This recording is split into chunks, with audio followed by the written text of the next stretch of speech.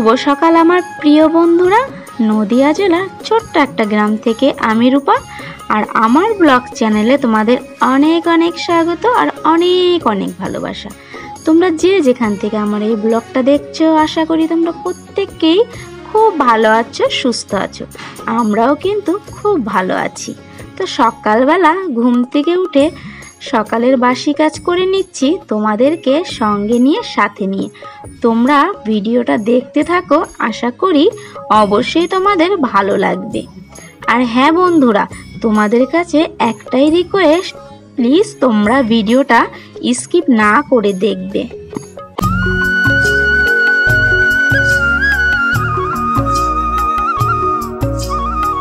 এরপরে কিছু বোতল ফাঁকা ছিল, তো সেগুলো আমি এখন ভরে নিচ্ছি। কেন বলো তো, রাতে সেই জল খেয়েছিলাম, তো এখন তো ভরা হয়নি, তাই সকালবেলা ওগুলো আমি ভরে নিলাম। আর এরপরে চলে আসলাম, এক বালতি জল নিয়ে চলে আসলাম, কেন জলের তো প্রয়োজন হয় রান্নাঘরে। আর এরপরে দেখো গ্যাসটা পরিষ্কার করে নিচ্ছি। ওই যে রাতে দুধ গরম করি, একটু না উদলে পড়ে গেছিল, তার জন্য গ্যাসটা একটু পরিষ্কার করে নিচ্ছি।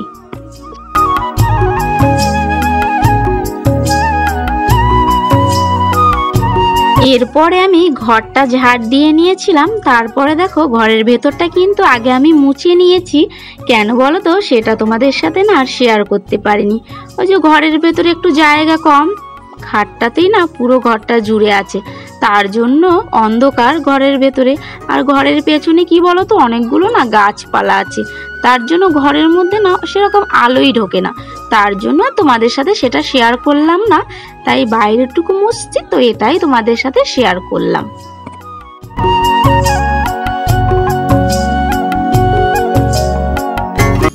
এরপরে তো আমার দুষ্টু সোনা ঘুম থেকে উঠে পড়েছে, তো এবার আমিও দাঁত মেজে নিচ্ছি, আর সঙ্গে ওকেও দাঁতটা ব্রাশ করে দিচ্ছি।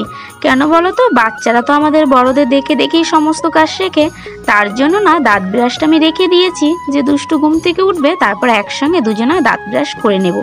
এবার দেখো দাঁত ব্রাশ করতে করতে না মাথায় একটু লেগে গেছে, তার জন্য এখন ঘরে এসে বায়না করছে যে মাথায় লাগে যে মলমগুলো আছে না, দিলে ঠান্ডা হয়ে যায়, তো সেই মলমগুলো না এখন দিয়ে দিতে বলছে, তাই একটু দিয়ে দিচ্ছি।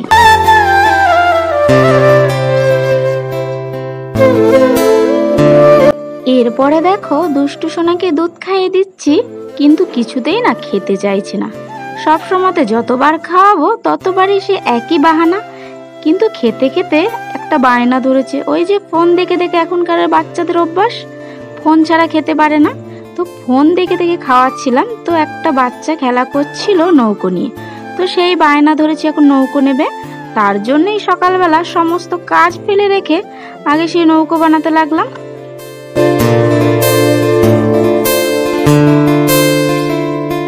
এরপরে দেখেছো তো বন্ধুরা, নৌকোটা পেয়ে কত খুশি আমার দুষ্টু সোনা। তো নৌকোগুলো এবার বালতির জলের মধ্যে নিয়ে খেলা করবে কি, ও তো ছোট জানে না, তো বারবার না নৌকোগুলো জলের মধ্যে না ডুবিয়ে দিচ্ছিল। তো এরপরে ওদের তো নৌকো ডুবিয়েছিল, তো কলের পাড়টা না সেই কাগজগুলো তো একটু নোংরা হয়েছিল, তো স্নান করতে এসে সেই কলের পাড়টা একটু পরিষ্কার করে নিচ্ছি।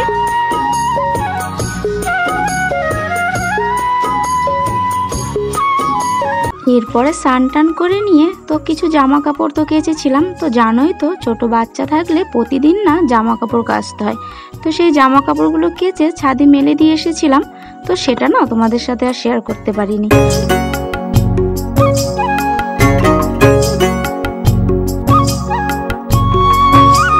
এরপরে সমস্ত কাজ গুছিয়ে নিয়ে চলে আসলাম রান্নাঘরে। তো এবার কিন্তু আমার দুষ্টু সোনাকে খাইয়ে কিন্তু ঘুম পাড়িয়ে দিয়েছিলাম, তারপরে কিন্তু রান্না করতে এসেছি। আর এখানে আমি ভাতটা প্রথমে বসিয়ে দিয়েছি, একসঙ্গে কিন্তু আমি ডালটাও এখানে বসিয়ে দিলাম। একসঙ্গে করে নিলে কি হবে, তাড়াতাড়ি রান্নাটা হয়ে যাবে, নাহলে আবার ওই যে দুষ্টু সোনা ঘুমাচ্ছে, কখন না জানি আবার উঠে পড়বে।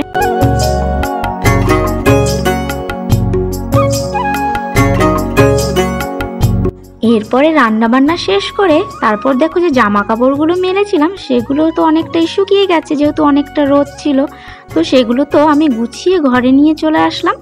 আর এরপরে না দুষ্টু সোনা ঘুম থেকে ওঠার পরে ওকে স্নান টান করে খাইয়ে দিয়েছিলাম।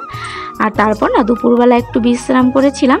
আর এখন বিকেলবেলা দেখো একটু জামা কাপড়গুলো যেগুলো এনেছিলাম সেগুলো না একটু গুছিয়ে নিচ্ছি।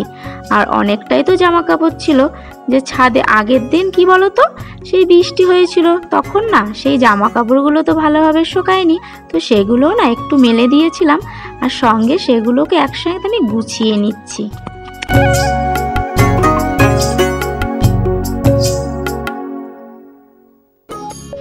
আর এরপরে দুষ্টু সোনা জামা কাপড়গুলো এই বালতির মধ্যে না আমি রেখে দিই। কেন বলো তো, ওই যে ছোট ছোট জামা প্যান্ট কোথায় রাখবো দিয়ে খুঁজে পাই না, তার জন্য ওই বালতির মধ্যে সমস্ত জামা প্যান্ট কিন্তু দুষ্টু সোনারই আছে।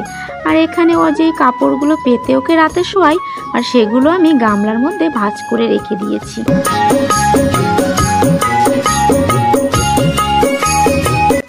এরপরে দুষ্টু সোনা যখন ঘুম থেকে উঠেছে তারপর না একটু টিপ পরিয়ে দিলাম, কেননা বিকেলবেলা একটু রাস্তার দিকে এদিকে সেদিকে একটু ঘুরতে যাবে, তো একটু টিপ পরিয়ে না সাজুগুজু করিয়ে দিলাম।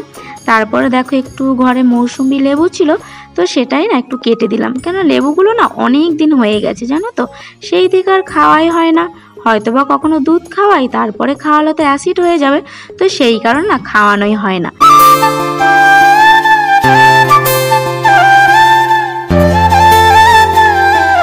আর এদিকে দেখো লেবুর রসটা সেটাও কিন্তু খেতে চাইছে না, জোর করে ওকে খাওয়াচ্ছি। ওর সব জিনিসই খেতে গেলে না করবে, কোনো জিনিসটা না নিজে থেকে খেতেই চায় না।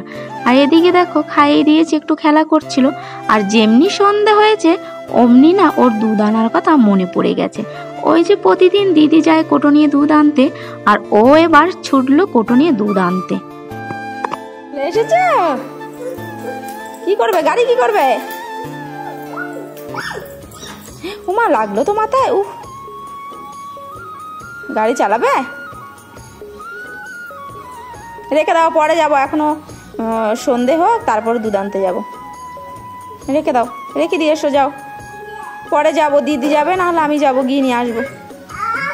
কি করবা, গাড়ি চাপবা? হ্যাঁ, ভালো করে ধরেছো? তুমি গাড়ি নিয়ে দুধ আনতে যাবে? তুমি গাড়ি নিয়ে দুধ আনতে যাবে? দেখি বলি, তাই তুমি চালাতে পারো গাড়ি? তুমি তো গাড়ি চালাতে পারো না, তুমি কি করে গাড়ি নিয়ে যাবে? আগে চালানো শেখো তারপরে যাবা, ঠিক আছে?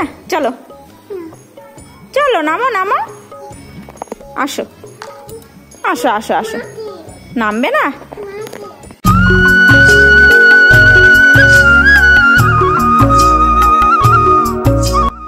এরপরে যে সন্ধ্যেবেলা দুধ এনে রেখেছিলাম, তো সেটাই না এখন রাতে খাওয়ার সময় একটু গরম করে নিচ্ছি।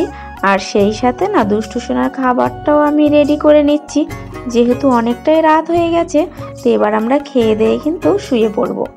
আর বন্ধুরা, আজকে ভিডিওটার বেশি বড় করলাম না, যেহেতু অনেকটাই রাত হয়ে গেছে। তো নতুন আর একটা ভিডিওর সঙ্গে দেখা হচ্ছে তোমাদের সঙ্গে আগামীকাল। ততক্ষণে তোমরা ভালো থেকো, সুস্থ থেকো। আজকের মতো টাটা, বাই।